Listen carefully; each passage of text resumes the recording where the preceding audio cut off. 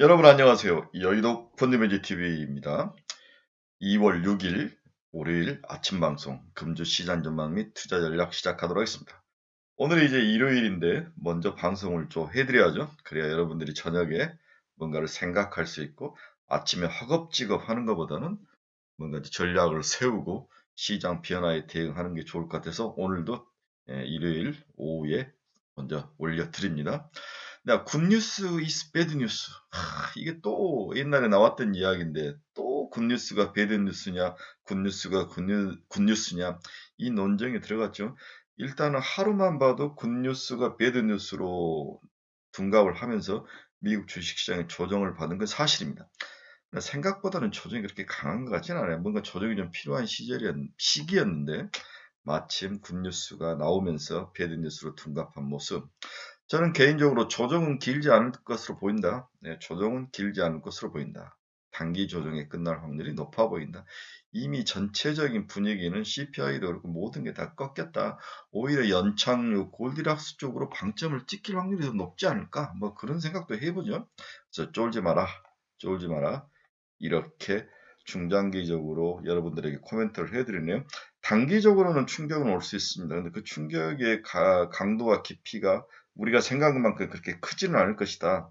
이렇게 보는 측면도 있는데 문제는 이제 우리가 많이 투자했던 AI나 챗GPT 다음에 로봇 같은 성장주들이 크게 두들겨 맞을 확률. 왜 그러냐면 너무 많이 올랐죠. 그런 분들은 그런 종목들은 좀 두들겨 맞을 확률이 높지만 나머지 것들은 크게 조정을 받지는 않을 것이다. 그리고 옆으로 횡보하는 기간을 통해서 다시 상승하지 않을까 그런 생각을 해봅니다.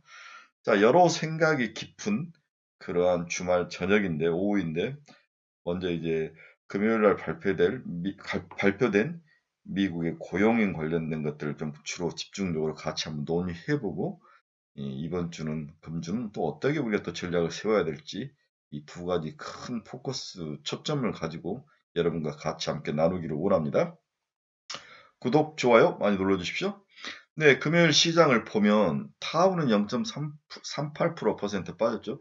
다우가 지난주에 나스닥이나 S&P가 오를 때 많이 못 올랐기 때문에 빠지는 폭도 적었습니다. 나스닥은 1.59, S&P 500은 1.04. 나스닥이 충격을 많이 받았죠. 아무래도 성장주들은 금리 인상이라든지 뭐 이런 쪽에 영향을 많이 받기 때문에 나스닥이 많이 올랐다가 많이 터졌는데 또 테슬라 같은 종목들은 더 잘 버티는 모습도 나타나는 모습이 있죠. S&P 500은 그 정도 빠지면 니지름을 하다 이렇게 볼 수는 있는데 일단은 저는 개인적으로 금요일 시장에 보면 생각보다는 적게 빠졌다. 생각보다는 잘 버텼다. 이렇게 정리를 해볼 수 있을 것 같습니다. 금주 시장 키포인트를 보면 굿 뉴스가 단기적으로 배드 뉴스로 해석이 될 것이다. 그런데 단기적이란 말에 여러분들에게 방점을 찍어드리고 싶네요. 단기적이다. 그렇게 오래 가지는 않을 것이다. 굿뉴스가 굿뉴스로 해석이 되는 어떤 계기가 나올 것 같다. 그렇죠? 오히려 연착륙, 골디락스 이렇게 좋게 평가할 가능성도 있어 보인다. 그래서 첫 번째 단기 조정에 너무 겁먹지 말자.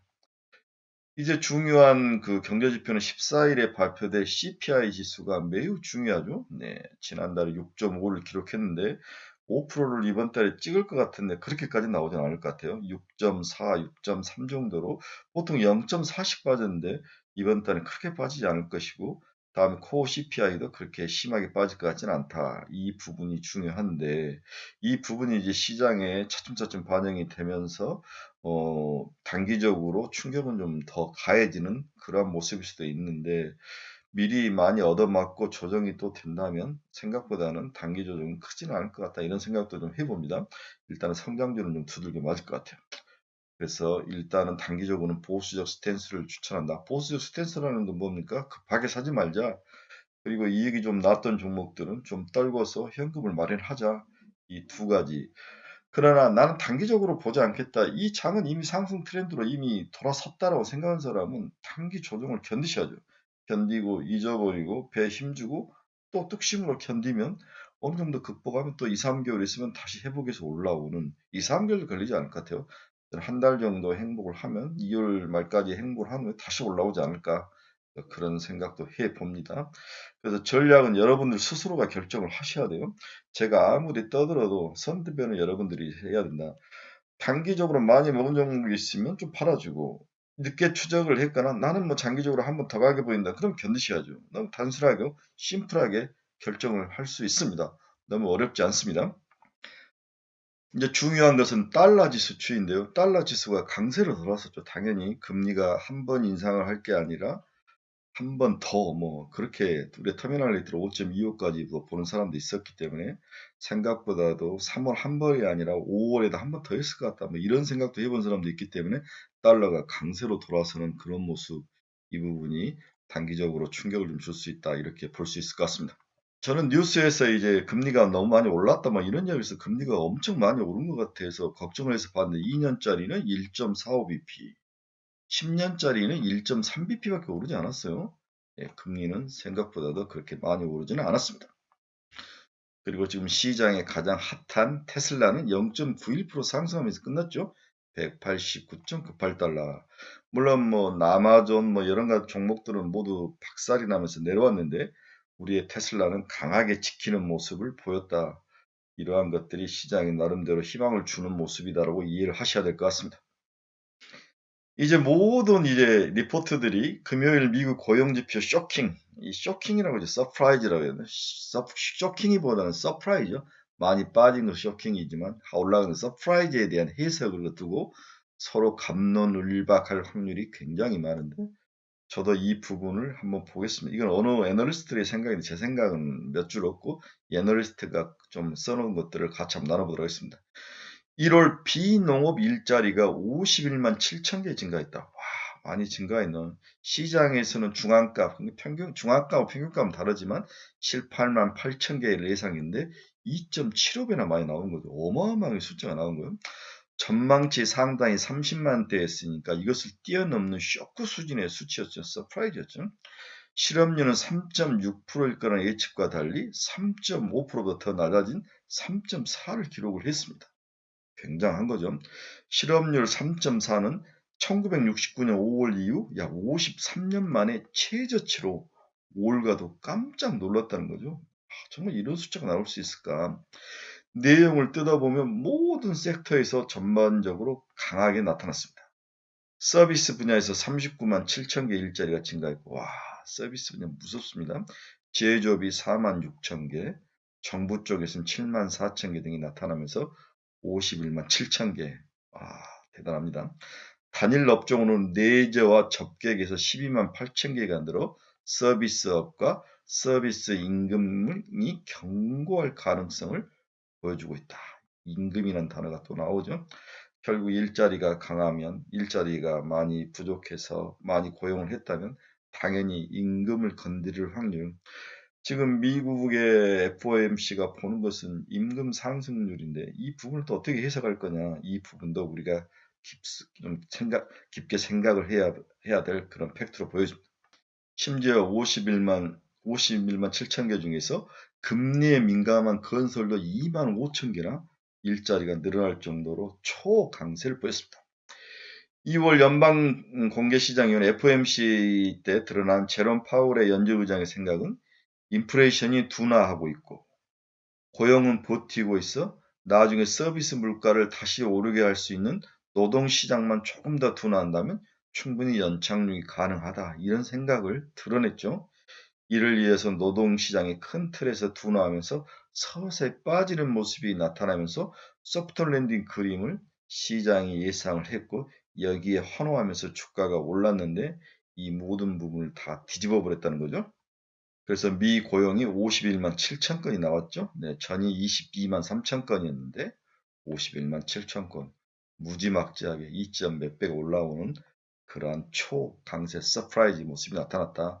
뜯어봤더니 서비스 물가, 서비스 고용 쪽에서 많은 사람들이 고용이 됐더라. 이제 서비스에서 많은 사람이 고용이 됐다는 의미는 결국 임금을 또 건드릴 게 아니냐. 이 두 가지 점에 여러분들이 방점을 찍고 보셔야 합니다. 미국 실업률 봐도 3.4% 이렇게 낮아져 있는 모습. 1958년 이후에 최저점이니까 아, 이런 경제가 과연 있을 수 있을까? 여러 가지 생각이 막 교차하는 거죠. 자, 그러면 우리의 생각은 고용이 서프라이즈를 나타냈다. FOMC가 생각하는 방향과 달랐다. 그렇다면 FOMC가 이제 금리 정책을, 기준금리 정책을 어떻게 세울 것이냐. 이 부분이 또 가장 핫한 뉴스로 나오는 거죠. 우리는 이제 3월 한 번이면 끝날 것 같았다고 생각을 했는데 5월에 또 한 번 25%가 있을 확률, 아니면 2월, 3월, 4월 계속 고용 관련 지표라든지 CPI 지표를 봤을 때 안 잡히면은 5월에 50bp를 한 번 더 올릴 가능성. 그렇다면 경기가 바닥의 침체가 훨씬 더 길어질 가능성이 있는 게 아니냐. 하반기에 갈수록 이런 또 두려움과 어려움이 또 대기를 하고 있죠. 네. 이렇게 하면서 지금 패드 워치 이런 것들, 패드 CME 워치에서 향후에 어떻게 될 것인지, 그 기준금리에 대해서 뭐 퍼센테지가 나오는데 이런 부분들이 다 올라갔다. 5월에까지도 25p를 올릴 가능성에 대해서 배팅하는 숫자가 늘어났다. 뭐 이렇게 보는 거죠. 그래서 터미널 레이트가 5에서 5.25가 될 가능성, 지금 4.7에서 5%이면서 동결할 것으로 예상을 했는데 마지막 끝 레이트 기준금리가 5에서 5.25까지 25p가 더 올라가는, 생각보다도 그 가능성에 대해서 시장이 걱정을 하고 있다. 이렇게 고용 서프라이즈 지수에 대해서 우리가 다 아는 이야기인데 이렇게 정리를 해볼 수 있습니다. 자, 그러면 첫 번째 질문으로 이제 고용 보고서가 어떤 내용이었는가, 어떤 영향을 줬을 것인가를 봤는데, 구체적으로 문제는 고용 보고서가 시장에 어떤 영향을 구체적으로 주느냐, 이 부분에 대해서 한번 살펴보자는 거죠. 지금 FOMC는 고용을 빼고 나머지를 잡겠다, 이런 전략을 쓸 수도 있다, 뭐 이렇게 평가를 하는 사람들인데, 관심은 시장에 어떤 영향을 주느냐에 있다. 단기적으로 올가가 생각했던 최종 금리보다 더 올라갈 가능성이 높은데, 이것을 일단 기본적으로 시장은 부정적으로 볼 가능성이 높아 보입니다. 그 증거로 아마존이 8.43% 하락을 했고, 알파벳도 2.75%나 하락을 하면서 기술주가 약세로 돌아서는 모습이, 그러니까 부정적으로 주식시장에 반응을 했다는 거죠.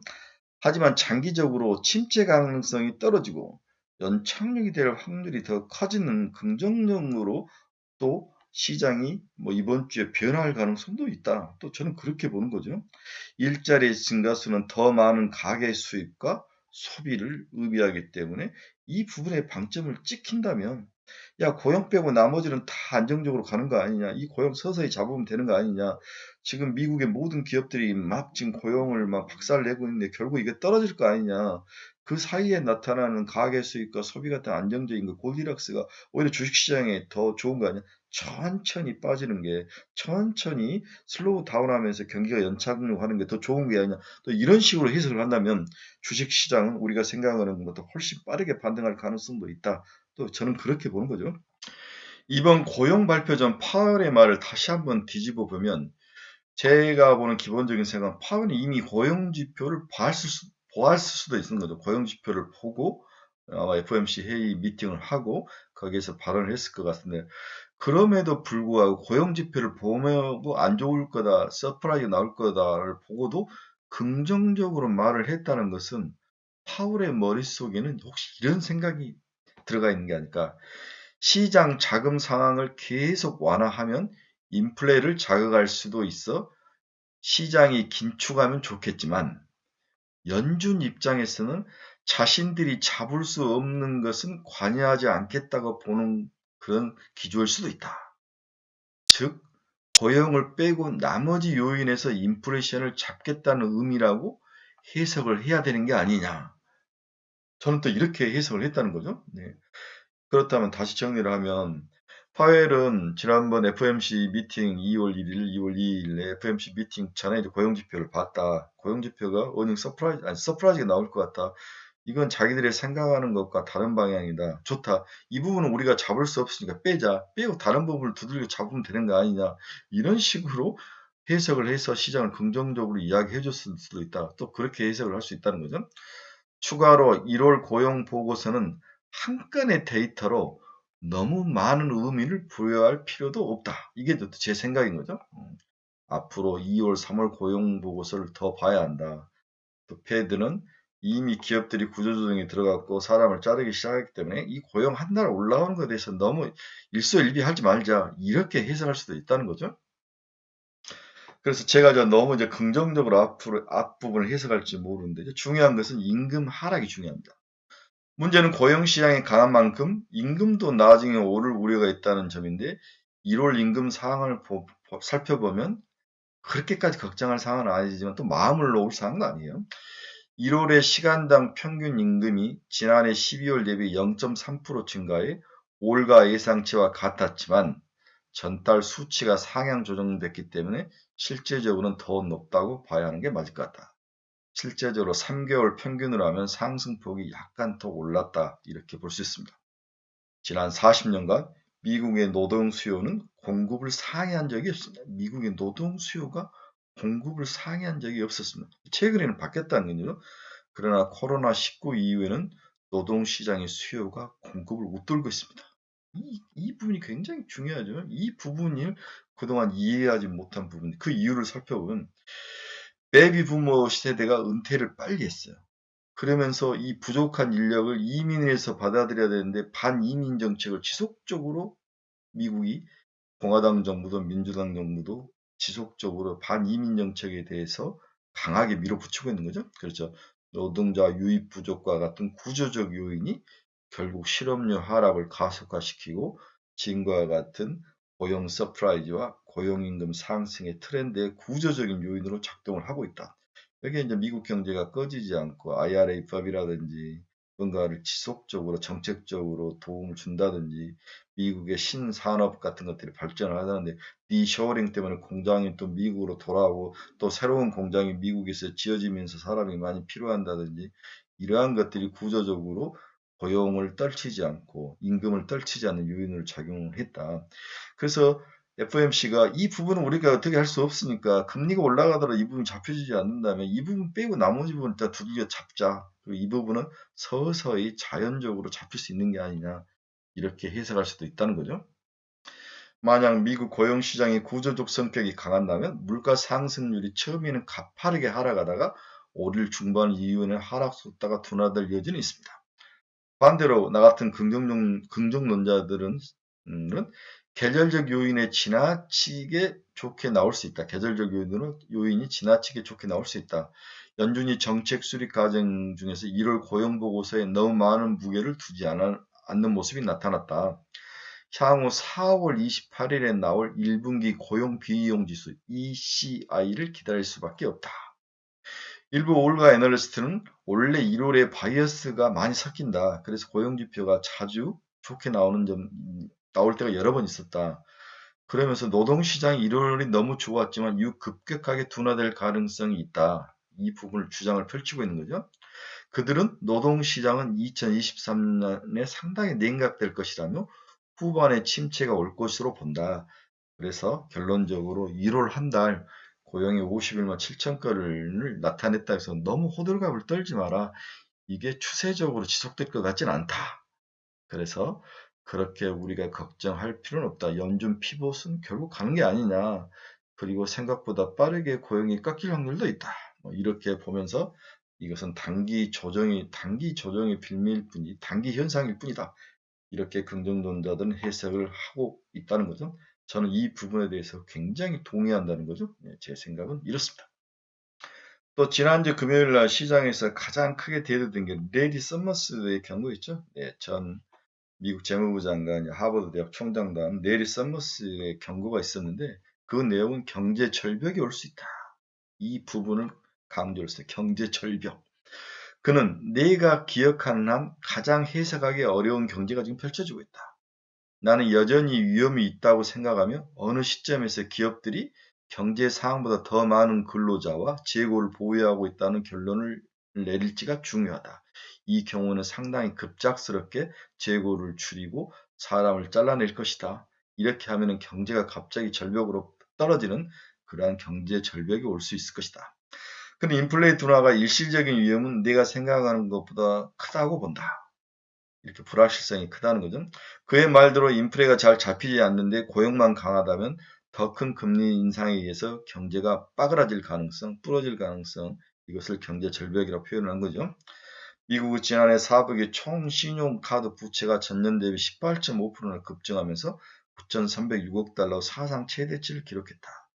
사람들이 자기가 저축해낸 것보다는 빚을 사용해서 쓰고 있다는 거죠. 이게 이제 끝나고 이것도 한계가 있으니까 그 다음에는 비용을 줄이고 소비를 줄이고 사람을 자르고 이렇게 한다면 경제가 절벽에 떨어진 클리프 행어가 오는 거죠. 네. 이 부분을 레리 서머스는 경고를 했습니다. 이렇게 경제가 좀 그렇게 좋은 것 같지 않은데 고용이 강한 것은 이해할 수 없는 상황이다. 이렇게 하다가 사람이 너무 많고 재고가 증가한다는 것을 기업이 느꼈을 때는 당연히 이 부분은 조정이 들어갈 것이다. 그럴 때는 경제 절벽이 올 것이다. 이 부분에 대해서 경고를 한 거죠. 이제 시장은 14일 날 발표된 미국 CPI 지수에 이제 관심이 모아지고 있습니다. 과연 CPI 지수는 얼마가 나올 것인가?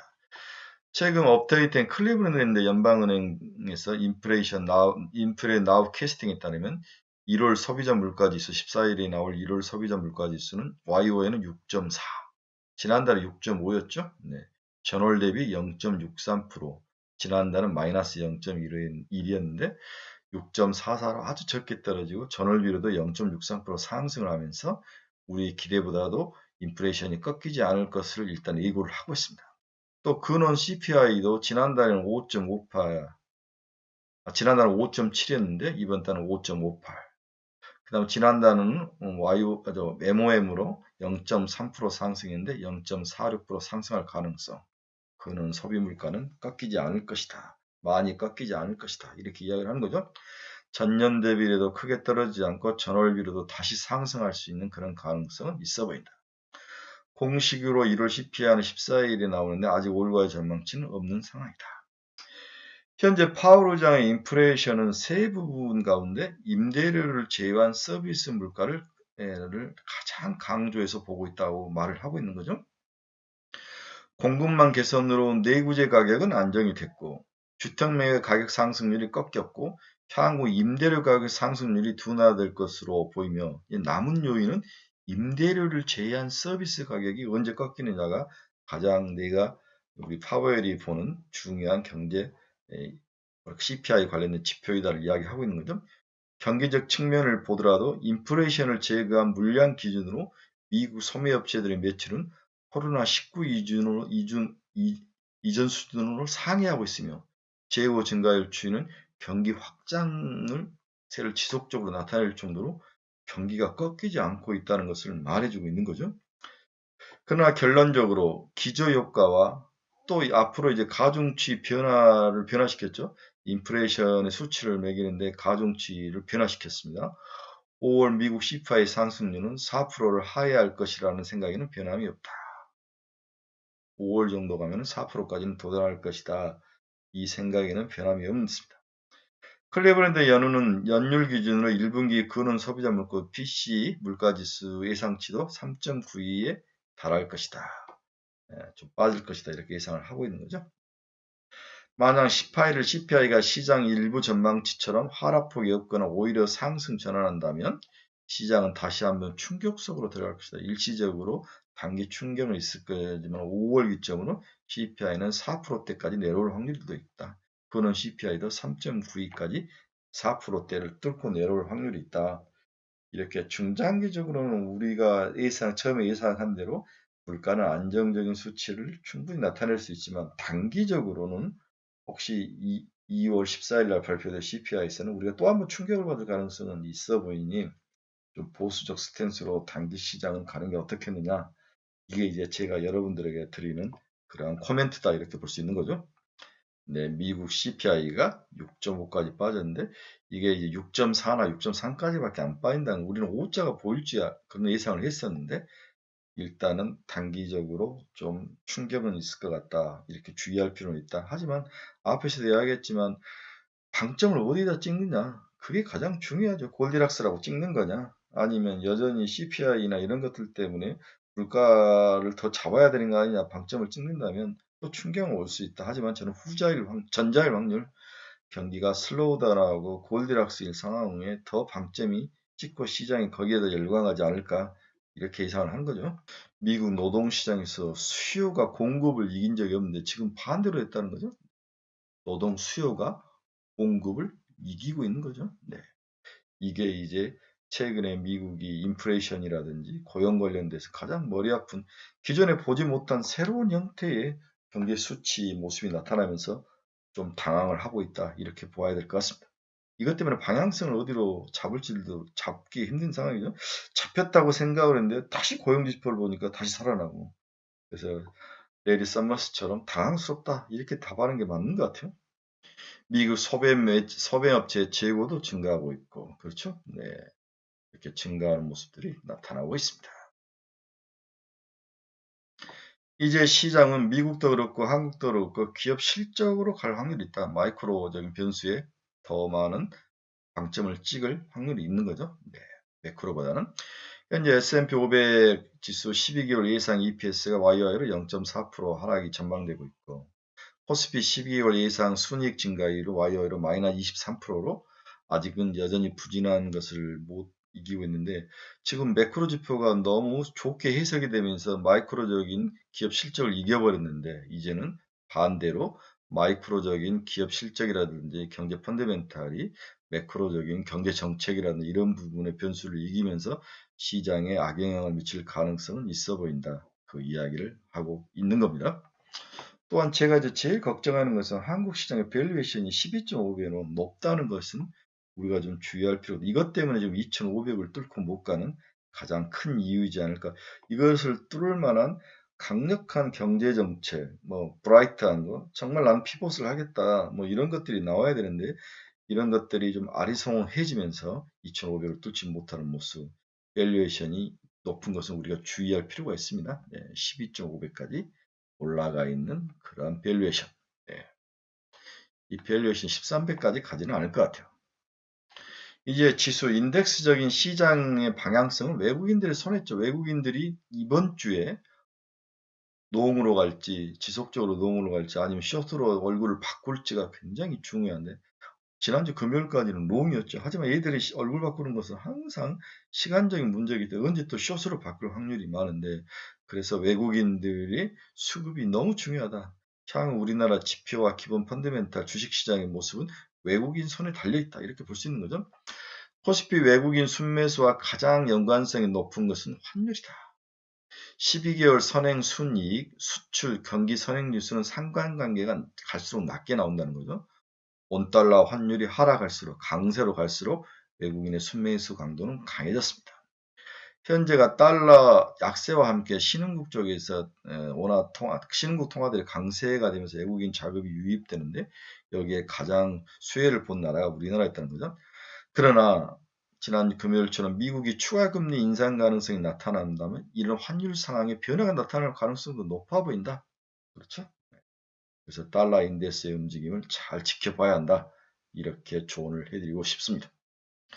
또 여러분과 함께 같이 나누고 싶던 재밌는 것이 있었는데, 하나증권에서 자료를 냈는데, 지난달 미국 기업들 중에서 주가가 크게 상승한 기업들의 4가지로 분류를 해서 그 기업들의 특징을 한번 파악을 한 그 분석 자료가 있어서 소개시켜주고 있는, 첫째, 테슬라 케이스. 해당 기업의 2023년 매출 증가율 전망치는 플러스 28%로 여타 기업들 대비 월등히 높은 수준이었다. 다만 EPS 증가율 전망치는 매출 증가율보다 난 14%한 점을 감안시 외형 성장이 주가를 견인하는 그런 케이스다. 그런 1번 케이스가 테슬라 케이스였던 거죠. 네. 이익 증가보다는 매출 증가율이 좋으면서 시장에서 상승하는 모습이 나타났다. 이 부분이 주가 상승의 트리거가 된 케이스, 매출 증가율. 또 다음은 어프라이드 머티리얼스와 퀄컴 케이스인데, 두 기업의 경우는 2013년 매출과 EPS 모두 마이너스 증가율로 크게 올라갈 이유는 없었습니다. 하지만 두 기업의 EPS 추정치가 하향 조정이 된 것이 마무리가 됐다는 거죠. EPS 추정치 하향 조정이 최근 마무리된 케이스. 계속 EPS가 하향될 거라고 추정했는데 그 하향 추정치가 이제 마무리 단계이다. 이번이 마지막이다. 이젠 돌아설 거다. 이렇게 이야기를 한 케이스에서 주가가 상승한 케이스가 두 번째 케이스, 어프라이드 머티리얼즈와 퀄컴 케이스. 외형이 성장할 확률을 추정하는 케이스로 올라간 케이스가 1번 케이스. EPS 하향 추정치가 멈출 것이다. 이런 모멘텀으로 올라가는 게 두 번째 케이스. 세 번째는 세일즈 포스나 월트 디즈니나 부킨 홀딩스 케이스인데, 해당 기업은 2023년 매출과 EPS 증가율 전망치가 동반 두 자릿대 성장을 기록하고 예상되는 안정적인 성장 기업이다. 매출과 EPS가 다 올라가는 그러한 케이스, 세일즈포스, 월트 디즈니, 부킹홀딩스 이런 케이스도 주가가 올랐다는 건 이게 금상첨화죠. 마지막 케이스는 메타와 엔비디아와 AMD와 아마존의 케이스인데 해당 기업들의 경우 2023년 매출 증가는 한 자리 숫자대로 낮은 수준에 불과하고 테슬라와 다른 케이스고 높은 수익성 또는 구조 조정을 통해서 EPS 증가율이 두 자릿대 이상을 전망하고 있는 공통점. 얘들은 매출 증가율은 별로지만 EPS, 아까 앞에는 EPS 증가율이 하락을 멈추고 반등할 케이스하고 EPS 증가율이 하락할 케이스. 두 번째 케이스는 비슷한 케이스죠. 네, 이익이 증가한다. 지금 바닥에 와서 내년부터 올 2분기부터는 다시 돌아설 가능성. 이러한 케이스, 총 4가지 케이스로 뭔가 주가 상승이 나타난 기업들의 특징이었다는 거죠. 네. 결국은 뭐 이익이 증가하든 매출이 증가하든 두 개 다 증가하든 어느 하나에 속해야만 주가가 상승을 했다. 이렇게 볼 수 있는 거죠. 그렇다면 우리나라 삼성전자 케이스를 보면 매출은 감소, 이익이 이제 추정치가 하락을 찍었느냐 아니면 추가 하락할 것이냐 이 부분에 대해서 이제 생각이 중요한 거죠. 일부 애널리스트들은 바닥을 찍었다고 보는 사람들이 있고 일부 애널리스트들은 한 번 더 간다 그렇게 생각하는 케이스가 있는 케이스인데 서로 생각이 좀 다른 것 같아요. 이제 결론 한번 봅시다. 그러면 이제 우리가 많이 가지고 있는 챗 GPT, AI, 로봇은 어떻게 볼 것이냐 이 부분이죠. 저는 무조건 두들겨 맞는다고 생각해요. 단기적으로 월요일 날은 무조건 두들겨 맞은다. 그런데 두들겨 맞은다고 했을 때 두 가지 전략을 써야죠. 첫째는 이익이 많이 나는 부분을 좀 팔아주는 거 30% 정도 아니면 버티는 거 두 가지 방법. 세 번째로는 많이 빠졌을 때 또 추가로 매입하는 뭐 세 가지 방법이 있는데 그 기준은 마이너스 20%가 중요하다. 조정을 마이너스 20% 정도 받으면 꼭지점에서 20% 받으면 분할 매수로 접근을 하고 만약에 마이너스 20% 정도 안 빠지고 버티고 옆으로 긴다면 지속적으로 보유해서 가져가야 되죠. 너무 많이 먹었던 사람들은 좀 팔아주는 것은 당연한 거고 이렇게 예상을 해볼 수 있습니다. 사실 기타 종목은 거의 관심이 없는데 조정폭이 마이너스 10%를 기준으로 해서 10%보다 빠지면은 자기가 사고 싶은 건 분할 매수 그렇지 않은 종목들은 뭐 꾸준히 가져가면서 장기 투자를 노려보는 이 방법이 있는데 일단은 중요한 것은 AI, 챗 GPT, 로봇이 얼마나 조정을 받고 버틸 것이냐 이게 핵심이죠. 네. 그래서 여러분들의 생각이 복잡하다. 다시 정리하면 많이 먹었던 사람은 30% 정도 팔아주라. 그 다음 늦게 들어간 사람은 견뎌야 된다. 그리고 다시 진입하고 있는 사람은 꼭지점에서 마이너스 20% 이상 빠질 때 들어가라. 뭐 이렇게 간단히 정리를 할 수 있다. 저는 중장기적으로 일부 조정을 받은 후 또 옆으로 긴 후에 다시 한번 재상승이 있을 것이다. 재상승. 이렇게 전망을 하는 게 맞을 것 같습니다. 네, 오늘은 뭐 여러 이야기들을 주저주저 했는데 임금 상승률, 다음에 고용 이런 보이지 않는 것이 서프라이즈가 나오면서 막 흐트러났는데 이 부분 어떻게 해석할지가 머리가 복잡한데 단기적으로는 충격, 중장기적으로는 긍정적으로 해석할 가능성 이게 높다. 여기에 따라서 AI, 챗GPT, 로봇을 긍정적으로 해석하는 게 맞는 게 아닌가 이렇게 예상을 해 봅니다. 마지막으로 최근에 여러분들이 저희 카페를 많이 들어오시는데 열공을 하고 싶은 자는 하고 싶은 사람은 저희 카페 들어오십시오. 여기에 좋은 종목들을 제가 관심 종목들을 많이 매일 아침 넣어서 이것은 저희 카페 친구들에게만 보여주는 거기 때문에 죄송합니다. 이분들은 이제 유료로 하신 분들이니까 뭐 한번 오셔서 보십시오. 보셔서 얼마나 서로 좋은 우리 카페인지 한번 보시기 바랍니다. 자, 즐거운 한 주입니다. 오늘 월요일 하루 정도 맞으면 저는 다 맞을 것 같아요. 너무 걱정하지 말고 배 힘주고 잘 버티시길 바랍니다. 여러분 감사합니다. 내일 뵙겠습니다.